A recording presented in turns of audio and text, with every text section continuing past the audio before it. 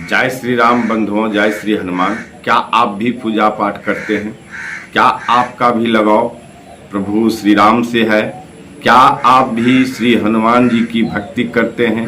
हनुमान चालीसा पाठ पढ़ते हैं, सुंदरकांड पाठ करते हैं, नित्य दिन पूजा करते हैं? ऐसे जितने भी भक्तगण हैं, यदि आप के पास यह वीडियो, यह प्रसंग गया है तो आप निश्चित रूप से क्या कहता है, जो हमारे श्री हनुमान जी के, प्रभु श्री राम के आप भक्त हैं, तभी ये प्रसंग, ये वीडियो आप तक पहुंचा है और ये सवाल आपसे कर रहा है। कहिए क्यों? क्योंकि जो भी हनुमान जी के भक्त हैं, प्रभु श्री राम के भक्त हैं, पूजा पाठ कर रहे हैं, और इस कलयुग में वे व्यक्ति आज के दिन में आप देखते होंगे तो काफी अत्यंत बहुत ज्यादा निर्बल, दुखी, उनके घर में तरह तरह के अड़चने, अशांति, कलह, ऐसे माने क्या कहता है, जो माने बाधाएं आती है, जो लोग देख करके लोग तो परेशान हो ही जाते हैं, साथ में जो भक्ति कर रहे हैं वह भी परेशान हो रहे हैं। और उनकी परेशानी देख करके कभी कभी लोगों को लगता है, लोग उन पे क्या करते हैं, कटाक्ष करते हैं। क्या कटाक्ष करते हैं?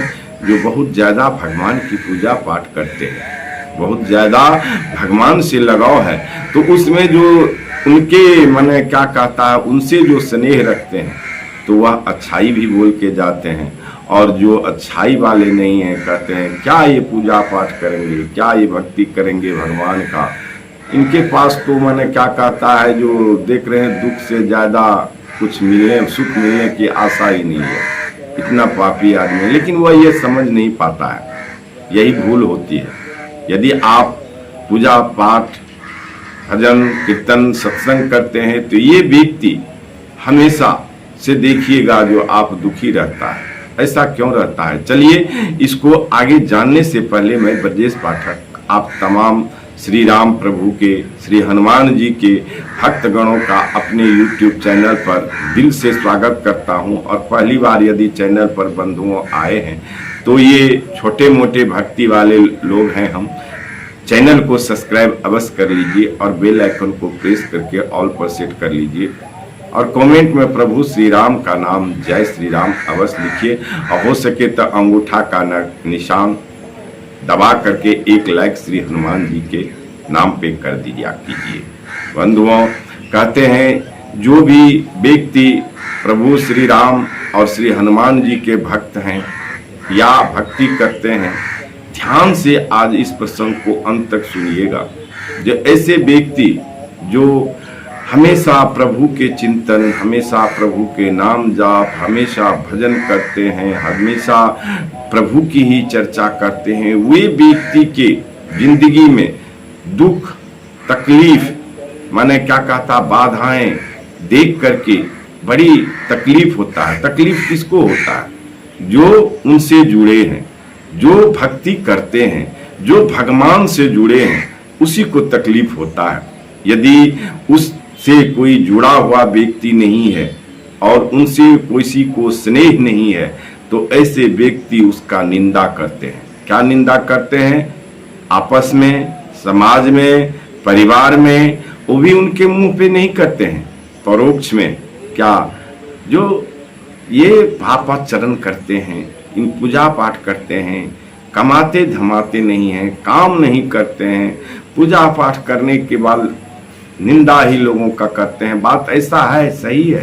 कुछ व्यक्ति ऐसा भी पाए जाते हैं जो भक्ति तो करते हैं, लेकिन भक्ति उतने ही देर करते हैं, 1 घंटा या सवा घंटा या जो भी आधे घंटे भक्ति करते हैं, उसके बाद वे पाप चरण में लिप्त हो जाते हैं, झूठ बोलने लगते हैं, अपने क्रिया और काम क्रिया में पापाचरण करने लगते हैं।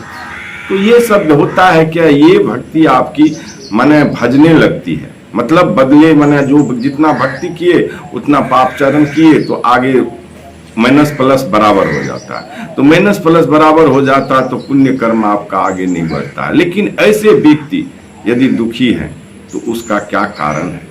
जो भगवान का भक्ति करता है और भगवान की भक्ति के भरोसे है और काम क्रिया करने के बाद भी उनके परिणाम फल अच्छे फल नहीं मिलते, तो बंधुओं इसका रीजन है, इसका कारण ये है जो आपके पूर्व जन्म के जितने भी पाप कर्म हैं, जन्मों जन्मों के सभी योनि के पाप आपको इसी मनुष्य योनि में काटना पड़ता है, भोगना पड़ता है। आपको ये लगता है जो मेरा बेटा मुझे तकलीफ दे रहा है, तो नहीं, वह आपका हो सकता है बेटा नहीं, आपके प्रारब्ध कर्म बेटा बन के आया है। ऐसे आपको लगता है जो ये पत्नी है, तो नहीं, वह प्रारब्ध कर्म जो है आपका पत्नी बन के आया है। कभी कभी ऐसा भी होता है जो आपके कर्म आपको खोजते खोजते आपके पास आपका अपना लोग बन करके आता है और सताता है। कभी ये मत अहंग में रहिएगा जो मुझे बेटा या पत्नी या मेरे भाई दुख तकलीफ दे रहा है, नहीं, वह आपका कर्म आया है। पाप कर्म जो है वही आपसे बदला लेने के लिए बेटा बन के आया है, बेटी बन के आता है, पत्नी बन के आता है और वो आपको सताता है। क्यों सताएगा आपसे? पूर्व जन्म में आप उनको सताए होंगे, कुछ न कुछ कनेक्शन जिसका भी रहता है, तो वैसे ही व्यक्ति को वहां का रोल दिया जाता है। ये प्रभु रोल देते हैं। जैसे आजकल फिल्म देखते हैं ना, फिल्म में जो रोल मिलता है हीरो का, हीरोइन का, साइड हीरो का, तो इसी तरह से प्रभु का ये जो हम लोगों का है रोल अदा करने आए हैं। इसमें जो अच्छा रोल खेल लेंगे प्रभु उसको एक्टर के लिए चुन लेंगे, और जो बुरा रोल खेलेंगे उसको क्या करेंगे, गड्ढे में गिरा देंगे। तो यह भी एक रोल है और एक अभिनय है, इसको भी अच्छा से निभाइए। ये जान लीजिए जो हमारे कर्म उस तरह के नहीं थे जिस वजह से हम ये दुख झेल रहे हैं, जब हमारे प्रभु श्री राम को झेलना पड़े। अपने कर्म का फल भगवान झेल करके गए हैं, भोग करके गए हैं, कृष्ण भगवान भोग के गए हैं। जब भगवानों को यहाँ पर हमारे हिंदुस्तान में अवतार लिए प्रकट हुए हैं, उनको भी कष्ट हुआ है, तो हम और आप कौन सी गली के मूली है, कौन सी खेत की मूली है बंधुओं?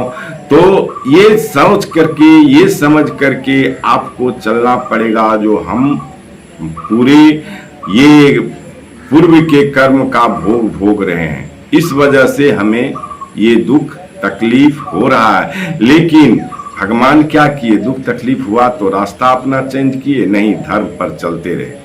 धर्म की सदा विजय होती है और अधर्म की सदा हानि होती है। तो बंधुओं, हमेशा अपना सत्कर्म मार्ग को मत छोड़िएगा, पूजा पाठ कर्म करते रहिएगा। एक न एक दिन यह जमा होते होते यदि इसका पोटरी बड़ा हो जाएगा तो पाप आचरण अपने आप आपका मिट जाएगा।